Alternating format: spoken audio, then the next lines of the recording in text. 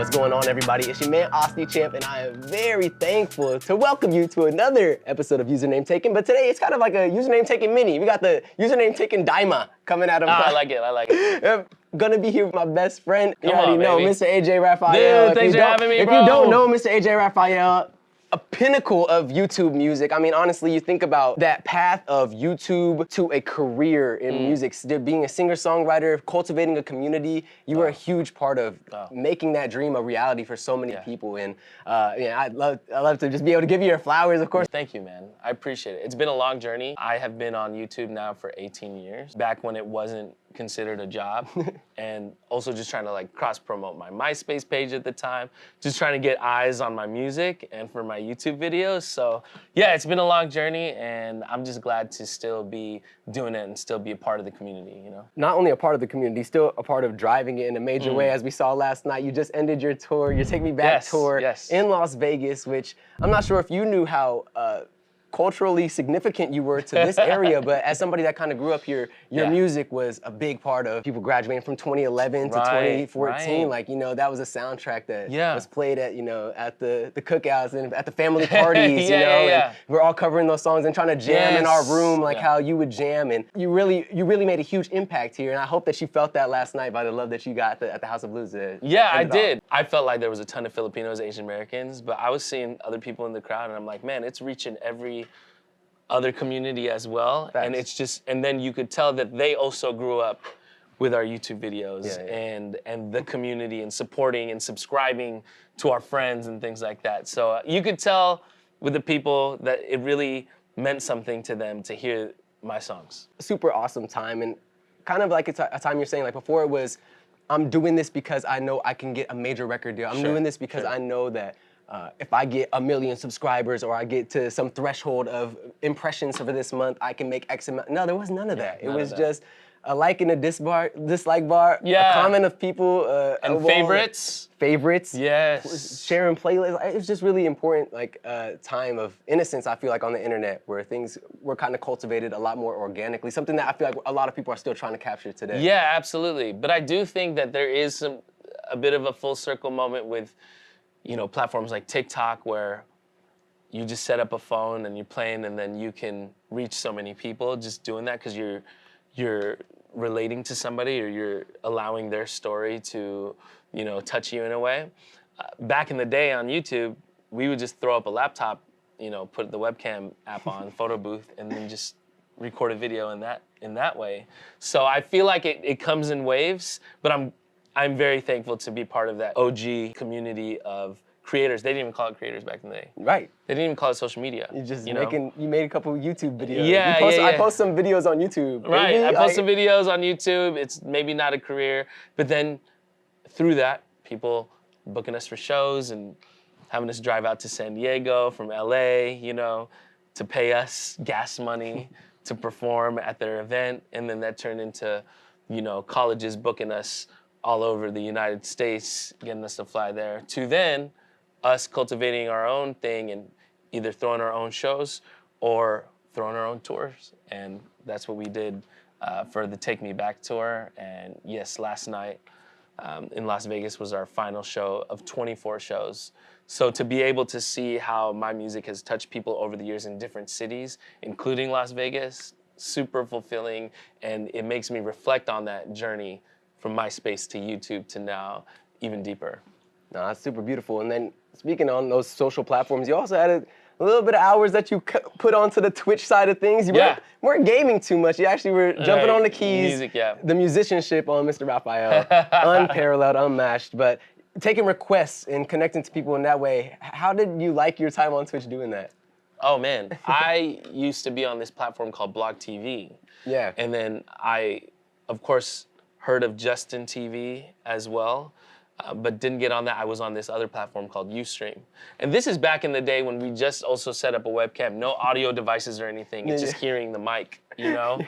So it was bad, but I got used to reading chat really fast and just taking requests through songs. And I mean, that also made me better as a musician, but it's also stuff I do just at home you know, when people are coming over to jam, I'm playing a chord progression and they're singing something, and then I'm like, oh, what about this song? And then we turn it into the next song. So to bring that to Twitch, especially over the pandemic, and I was streaming maybe twice a week during that time, it felt like I was just in my living room doing that and taking requests. And yeah, I played a few games. I was doing Facebook gaming for a while too, and then Twitch, and I'll throw in a game every now and then. But I'm not great at games. I love playing because my friends are playing the game. Hey, that's a huge part of it too. Yeah, that's huge. That's huge. But when I'm solo dolo, you know, music on Twitch and streaming is what I love to do. Hey, and it's a strength. So at least you love to do something you're really good at, man. Thanks, man. One thing that we love to talk about on Username Taken is people's journey to kind of where they got. And of course, we kind of preface that a lot, but if you could, in a very succinct way, tell us where you were at when you wrote Red Roses, which is, if you don't know, AJ's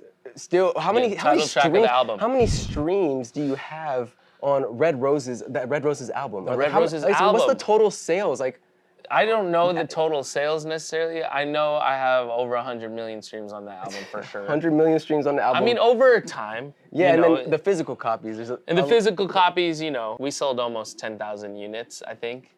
But you didn't print a lot. You had your independent distribution through Target, which was insane moment. Which was for very you, right? cool. Yeah. Target bought some CDs. They did end up returning a few. But I do like that now my album is more accessible and anyone can just kind of click the plus button. I mean, the journey through that is, the song itself, I remember writing that song about just some girl I met at UCLA. I thought she was really cute. It was the day before Valentine's Day, and I didn't get to ask her to be my Valentine. So I just wrote a whole song about it, and then once you release it and people relate to it, and it's like their Valentine's single anthem, you know? That song during the show really goes off. For some reason, I don't know. It's a cool sing-along moment, and everyone's kind of going crazy. And to make that the title track of my album, and I have all these songs that I wrote from in high school to my college days, and to put them all together in one piece, it's very cool that people still recognize that piece of work as like one long story in a way, you know, because especially now it's a singles world, everyone's just releasing singles. But I'm very glad that I'm still known for my Red Roses album. Super impactful album, like I said. Some of the musical things that you were pulling off there, way ahead of its time and way beyond your years, man. Like, who penned that through you? I'll never know. It's theater infused as well, because I listened to a lot of Disney and musical theater growing up. There's a lot of chord changes and different colors in the music to help accentuate the story of it, and that's what something that Disney and musical theater does really well, and country music, honestly. So to put that into a pop rock album, that meant a lot to me. Well, what's next? I'm really curious. What's to come for Mr. AJ Rafael, for Alyssa Rafael? Yes. So me and my wife, Alyssa, we want to start making music together. We have one song that we wrote together that we put in the Take Me Back show, which was cool. It was called Forever. So we got to, you know, perform that over the last year. But hopefully that turns into more music. But for me, myself, I'm actually writing a musical right now, a one-man musical. I just want to do something that ignites that passion again of writing. And hopefully I get to sit down now after this 24-show tour and just have some time off that I can really, you know, dig into what I want to say. And it's been a long time. A lot of people just ask me, hey man, are you ever writing a musical? I mean, you brought that up too. You're like, dude, you need to be writing a musical. Yeah, you would kill it. You know, you're gonna thrive in that lane. I definitely Thanks, man. Yeah. I appreciate it. Especially after watching you last night, I was really seeing how well you're able to play with different musical elements, which is such a huge part of the musical theater. You know, everything's a little borrowed, right? Yeah, and, absolutely. And inspired. So thank you, man. I'm excited to see what's next for you for sure. Anything that you want to say for your people? Like I said, it's a Username Taken mini, so I don't want to take too much of your time. Anything you have to say to your people? Oh man, to anyone who went to the Las Vegas show, thank you so much for just being there for the last show. I told you off cam that I was a little worried about, I mean, the tour in general, when you look at ticket sales and things like that because of logistics, and you want to bring the full production over, and you keep thinking if it's worth it or not to do that. But literally last night was a dream to see everybody singing along.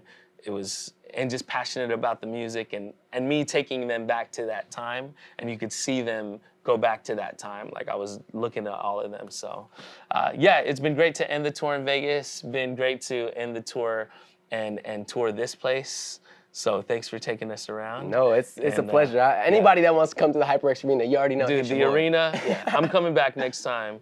It's a pleasure to have you, man. And these seats are really comfortable, so I gotta come back just for the seats. It's the Eureka Ergonomics. Yeah, honestly, the Eureka Ergonomics bringing you this username, Taking Mini. You already know the best furniture in esports and anywhere. You can get this in your home office, but I could talk about them all day. We're gonna get my guy AJ out of here. Get him I got dinner with my wife. And I will see you all in the next episode. Thank you, HyperX Arena and Ally Esports, for getting us in the building. We'll see you all soon. Peace. See ya.